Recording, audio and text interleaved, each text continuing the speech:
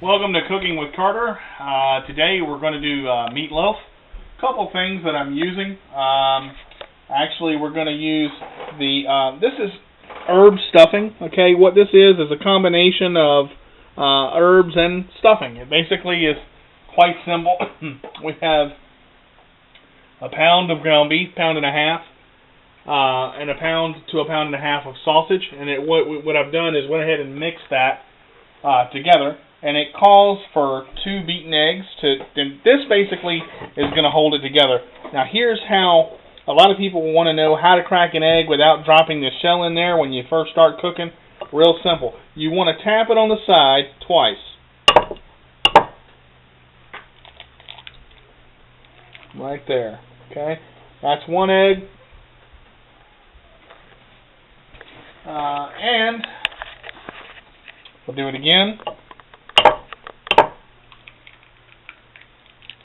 Now, a lot of chefs can crack it with 1 hand, but I am not that coordinated, so I don't crack with 1 hand. I have a dish towel over here for any excess that comes. It's really handy to have. Just take a fork. I actually poke one in the middle, and I just basically circle it around.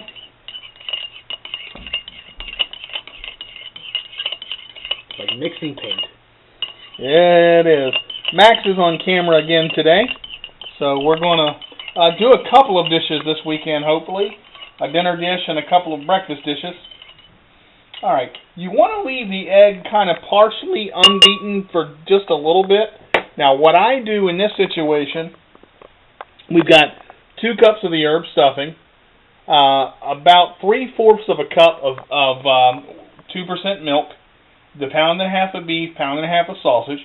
I've already beaten the eggs up, and it was a fight and a half. Let me tell you, those eggs put up a fight, but I finally toned them down. So, all right, now I'm going to combine the egg and the milk.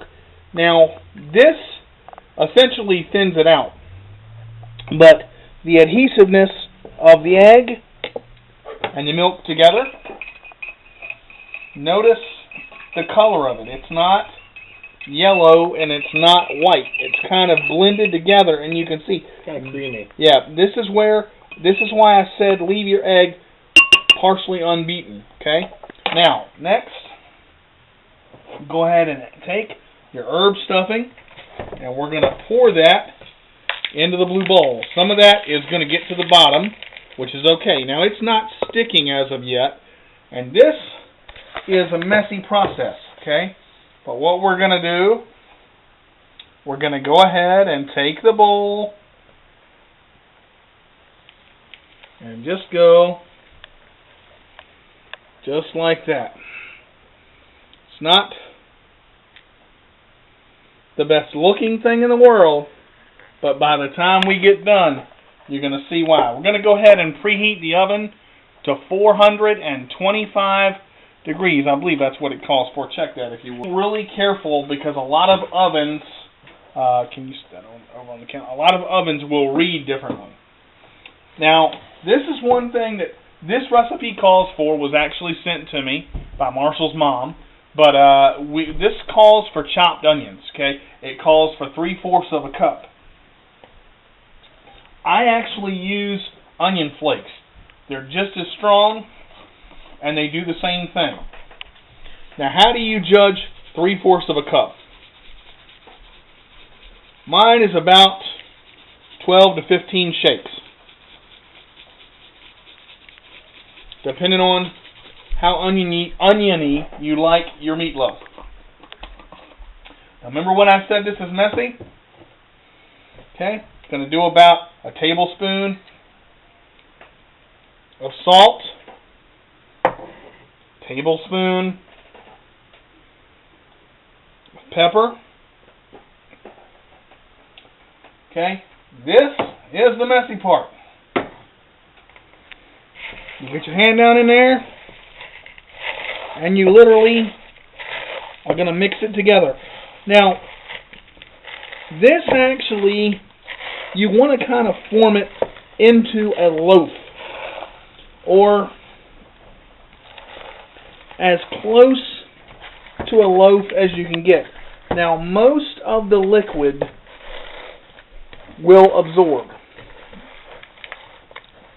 And the way to do this mixing technique is pull from the bottom and push in. Pull from the bottom and push in.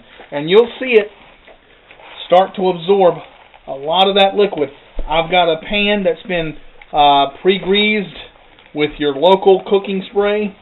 Any cooking spray will work. But you're basically, and again, Mac's getting those angles in there where I'm not able to touch the camera with my goofy hands. Nikon cameras are great cameras to use, but let me tell you, that little piece on the bottom is annoying as a blue-collar piece of crap, because what happens is that little piece decides to break at the most inopportune time, which is what just happened. Once it forms into a loaf, kind of a ballish loaf, what you do, and again, this is kind of the fun part of the thing here. We're going to take that loaf pan. Now, here's where it takes time to learn how to do that. We're going to turn that pan horizontally, and you're going to just take it, and literally, that's what you want.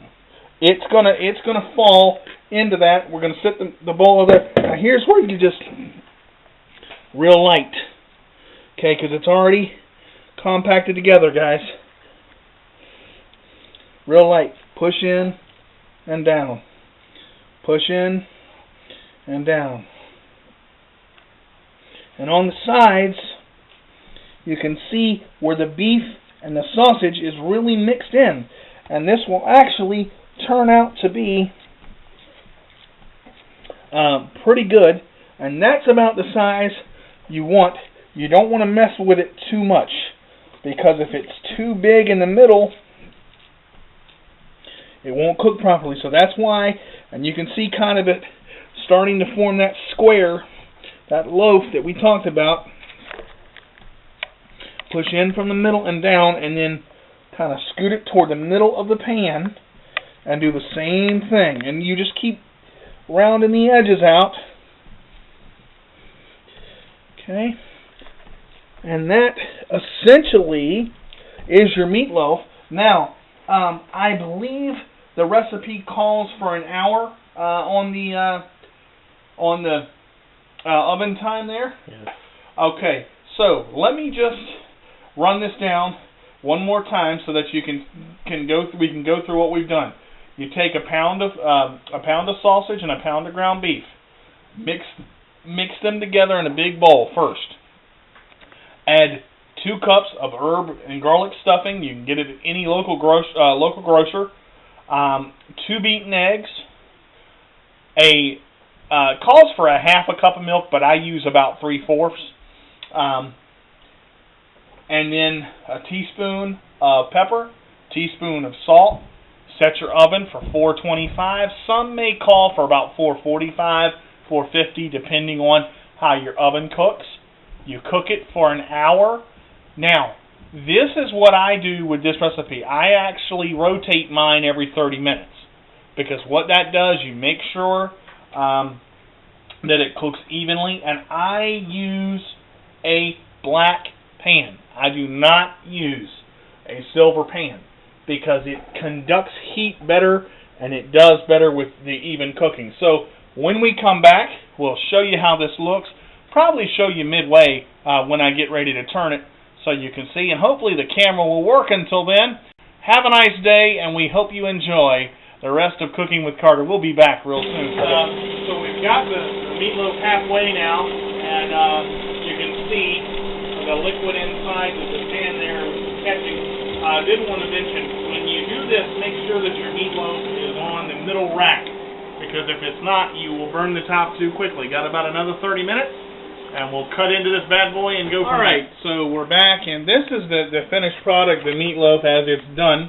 What I'm going to go ahead and do, you can see the nice brown texture. Did get a little crispy around the edges, which is fine. Make sure you let this, when you take it out of the oven, let it rest for about 10 minutes, which is what we've done, before you cut it. When you cut it, I'm going to come right down the middle here,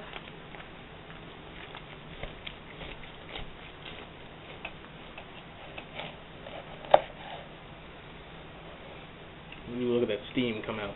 There you go. And you can see that's a perfectly cooked meatloaf. I mean, that looks good. There's absolutely no pink. It cooked beautifully. Again, 425 on that. Hope you guys enjoyed this episode. We're gonna chow right into this. Been waiting a lot. Gonna do an omelet and some potato chips next episode. Maybe some sausage, some things of that nature. So we'll see you next week. Have a good time. If you can't be good, be bad, but be good at it. See you next time on Cooking with Carter.